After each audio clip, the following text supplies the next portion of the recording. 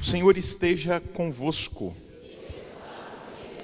Proclamação do Evangelho de Jesus Cristo, segundo Mateus. Naquele tempo disse Jesus aos seus discípulos: ficai atentos, porque não sabeis em que dia virá o Senhor. Compreendei bem isso.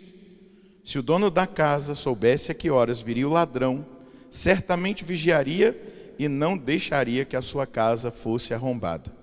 Por isso também vós ficai preparados, porque na hora em que menos pensais, o Filho do Homem virá. Qual é o empregado fiel e prudente que o Senhor colocou como responsável pelos demais empregados para lhes dar alimento na hora certa? Feliz o empregado cujo Senhor o encontrar agindo assim quando voltar. Em verdade eu vos digo, ele lhe confiará a administração de todos os seus bens. Mas se o empregado mal pensar, meu senhor está demorando, e começar a bater nos companheiros, a comer e a beber com os bêbados, então o senhor desse empregado virá no dia em que ele não espera e na hora que ele não sabe. Ele o partirá ao meio, ele imporá a sorte dos hipócritas. Ali haverá choro e ranger de dentes. Palavra da salvação. Glória a vós, Senhor.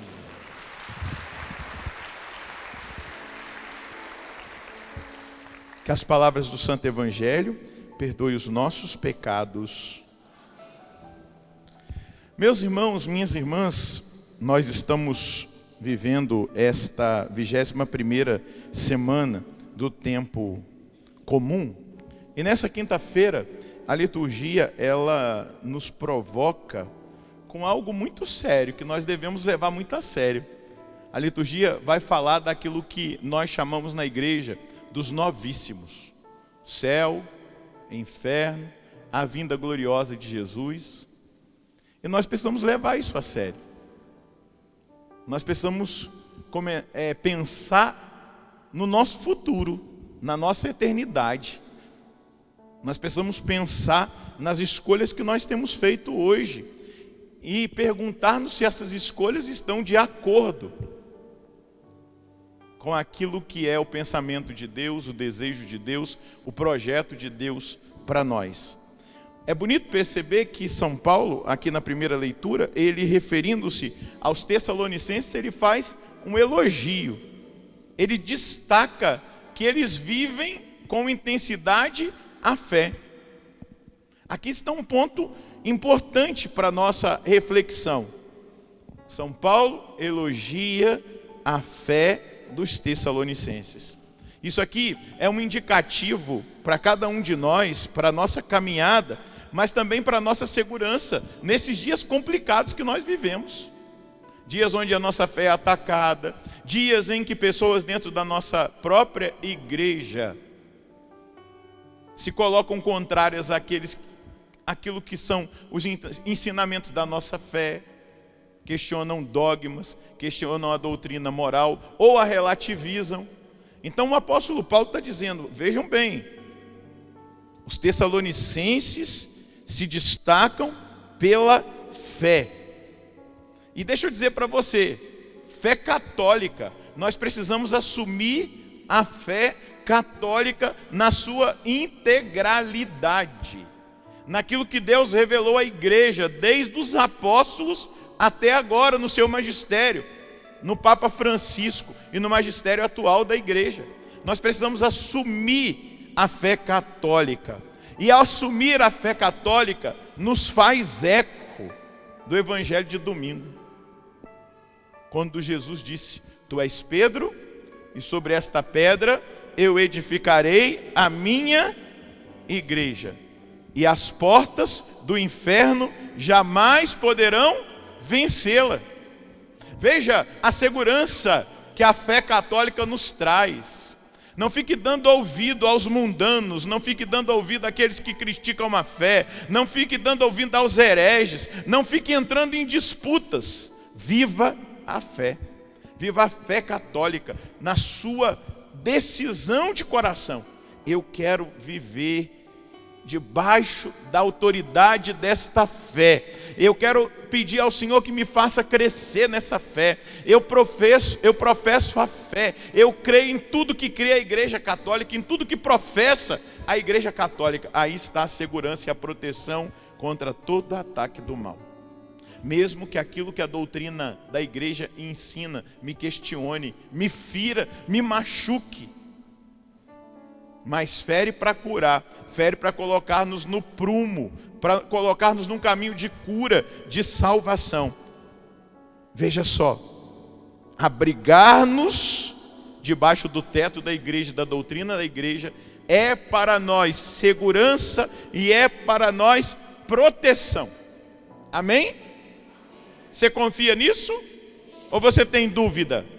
Se tiver dúvida, acorde amanhã, antes de dormir hoje, você fala assim: Senhor, enquanto eu estou dormindo, trabalha no meu coração e aumenta a minha fé. Amanhã você acorda cedo e fala para ele assim: Senhor, eu te peço, eu creio, mas aumenta a minha fé, porque a minha fé ainda está muito pequena, vacilante. Eu acabei me deixando levar por tantos pensamentos, doutrinas, por tantas realidades de ideologias, de pensamento contrário ao que ensina a igreja. Você vai ver um resultado.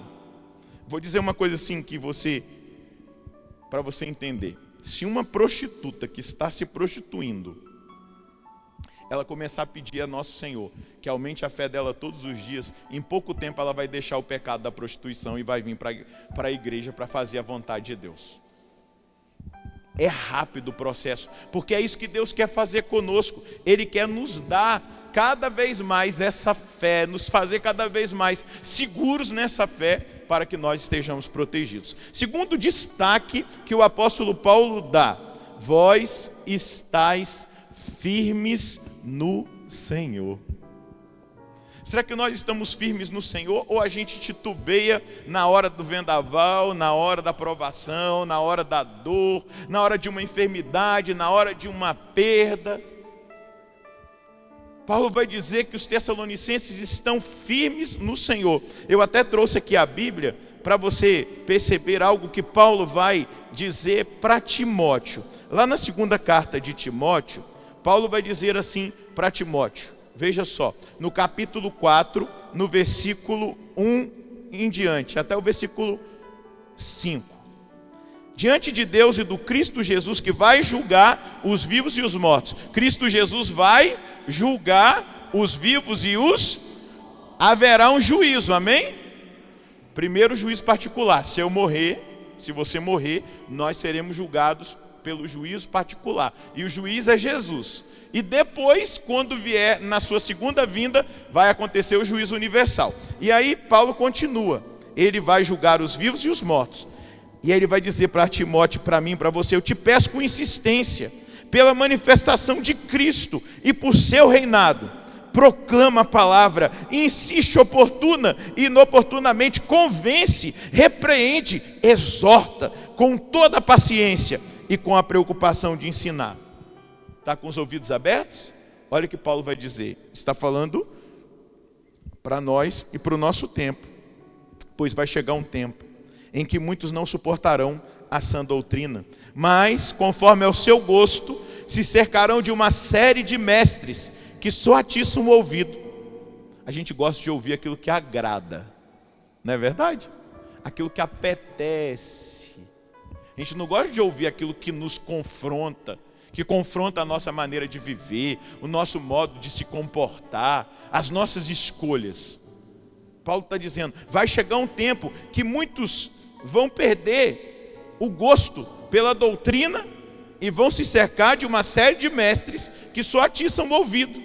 E assim, deixando de ouvir a verdade, eles se desviarão para fábulas. Diga comigo: eu não quero me desviar para as fábulas. Eu quero permanecer firme no Senhor, como os tessalonicenses. E aí ele vai dizer para Timóteo, ele diz para mim e para você: tu, porém, vigia em tudo, suporta as provações e faz um trabalho de um evangelizador. Desempenha bem o teu ministério. São Paulo, quando vai dizer do combate espiritual, lá na carta aos Efésios, no capítulo 6, ele vai dizer assim: revestivos do escudo da fé, para que nenhum dardo incendiário do maligno te atinja. Permanecer firme no Senhor, no credo da igreja, no que ensina a Santa Igreja Católica, nos dá o escudo da fé que nos protege de toda e qualquer insídia do demônio. Amém? Terceira coisa que Paulo vai destacar, que assim se confirme os vossos corações numa santidade sem defeito aos olhos de Deus nosso Pai, no dia da vinda de nosso Senhor Jesus Cristo com todos os seus santos. Uma santidade perfeita. Fé, firmeza no Senhor e santidade. Paulo está apontando um caminho de segurança para que nós estejamos aptos quando o Senhor vier na sua glória. Jesus voltará. Diga para o Padre Roger, fala: Padre Roger, Jesus voltará. E você, Padre, ou o senhor, Padre, precisa estar preparado. Agora fala para você, bata no seu peito e diga o seu nome, eu vou dizer o meu. Padre Roger, Jesus voltará e você precisa estar preparado. Alguém aqui poderia se levantar nessa assembleia e dizer assim: eu sei a data que Jesus vai voltar? Ele não disse, deixou escondido, porque nós temos que estar preparados todos os dias. Porque ele pode voltar hoje ainda. Mas também ele pode vir nos buscar, não é verdade? Não tem, na nossa certidão só tem a data que nós nascemos, não tem a data que nós vamos morrer. Então pode ser qualquer dia. Hoje morreu gente nova, morreu gente de meia idade, morreu pessoa bem idosa, não tem idade. Nós precisamos estar, o quê? Por isso que eu falei que a liturgia era séria, que nos levaria a uma reflexão, para que nós nos preparemos, sem medo algum. Eu preciso estar bem diante de Deus. Essa é a grande segurança. Eu preciso estar vivendo a fé. Eu preciso estar debaixo do telhado da igreja. Teve uma vez que eu estava em Cachoeira Paulista, morando lá no seminário, e a minha janela dava para um rio. Eu ia pregar um encontro, depois eu até dei esse testemunho. Eu ia sair dali para celebrar a missa. E os nossos irmãos evangélicos estavam fazendo um batismo de adultos, só que estava uma chuva caindo relâmpago para todo lado, e eles queriam, porque queria batizar uma senhorinha idosa, e ela com medo, eu vi que ela estava com medo dos relâmpagos, e tentava enfiá-la dentro da água, e na hora Jesus disse assim: debaixo da igreja nós estamos protegidos de toda e qualquer tempestade, debaixo do teto da igreja católica, nós estamos protegidos, nós estamos guardados, nós estamos seguros. Por isso hoje o Senhor quer dizer para mim e para você isso: fique seguro, assuma a sua fé, seja firme no Senhor e esteja preparado para o encontro com Ele. São João Maria Vianney, eu anotei aqui na minha colinha, hoje um filho espiritual me mandou essa mensagem. São João Maria Vianney dizia assim: eu sei que você gostaria de repartir o seu coração em dois, mas não tem jeito. Ou é tudo para Deus, ou é tudo para o mundo. Não tem como repartir o coração em dois. Então, se eu quero estar preparado, o meu coração precisa estar totalmente em Deus. Amém? Para concluir, o Evangelho só corrobora aquilo que eu acabei de dizer. Ficai atentos, porque não sabeis em que hora, em que dia virá o Senhor. É o próprio Jesus que está falando. Por isso também vós ficai preparados, porque na hora em que menos pensais, o Filho do Homem virá. Qual é o empregado fiel e prudente que o Senhor colocou como responsável? Fidelidade é prudência, não fica brincando com coisa séria. Versículo 46. Feliz o empregado cujo Senhor o encontrar agindo assim, com prudência e fidelidade quando ele voltar. Mas aquele que sem sabedoria e sem visão espiritual pensar assim: mas o Senhor está demorando para voltar, deixa eu fazer tudo que eu quero. Aí ele vai falar aqui que esse empregado maluco, ele começou a bater nos companheiros, usar de violência, a comer desregradamente a gula, a beber com os bêbados, a bebedeira. Então o Senhor desse empregado virá no dia em que ele não espera, e na hora que ele não sabe, ele o partirá ao meio ele imporá a sorte dos hipócritas. Qual é a sorte dos hipócritas? Daqueles que vivem uma dupla personalidade de fé. Na igreja tem uma carinha de anjo, é piedoso, mas quando chega lá fora vive como se não acreditasse em Deus. E o comportamento é totalmente contrário.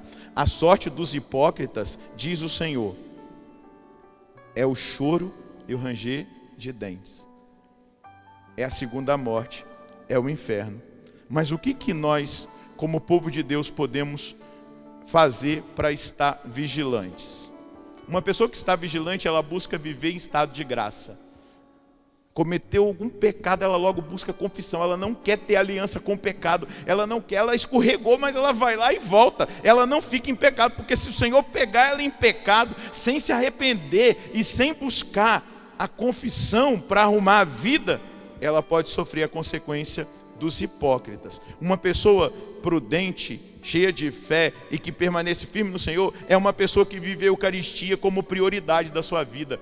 A coisa mais importante do domingo é a missa, não é o futebol, não é o passeio, não, é a missa. E além disso, essa pessoa vai até nos dias de semana. Olha para quem está do seu lado, até dia de semana, é nós, estamos aqui numa quinta-feira, nem é preceito, mas porque a gente ama a Deus e a gente quer estar preparado, a gente está aqui. Aplauda essa pessoa que está do seu lado, porque ela está aqui.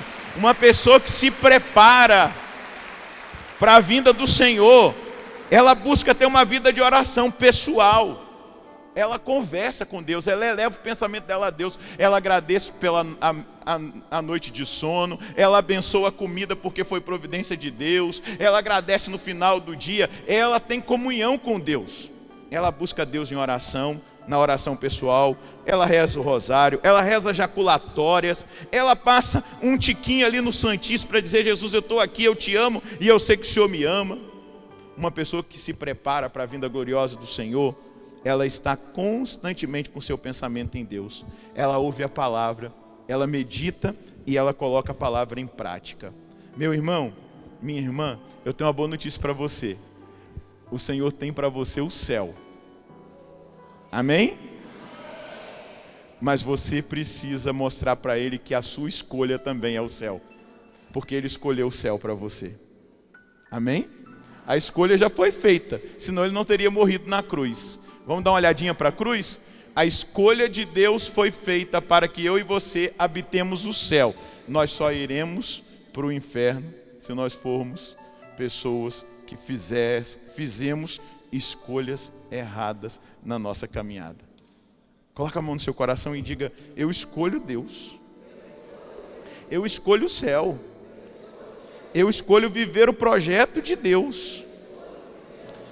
E o projeto de Deus para mim é salvação, é vida eterna, é céu. E a partir dessa noite, quando o Senhor seriamente diz para mim: ficai preparados, vigiai, porque não sabeis a hora em que eu virei, que virá o Senhor, eu me decido a escolher Deus e a vontade de Deus. Porque Deus me escolheu para o céu, mas Ele espera que eu também escolha o céu. E nessa noite de decisão, a minha escolha é a salvação. É o céu que Deus preparou para mim. Aleluia. Pode aplaudir a sua escolha. Louvado seja nosso Senhor Jesus Cristo. Aplauda a escolha do seu irmão que está aí do seu lado. Bendito seja Deus.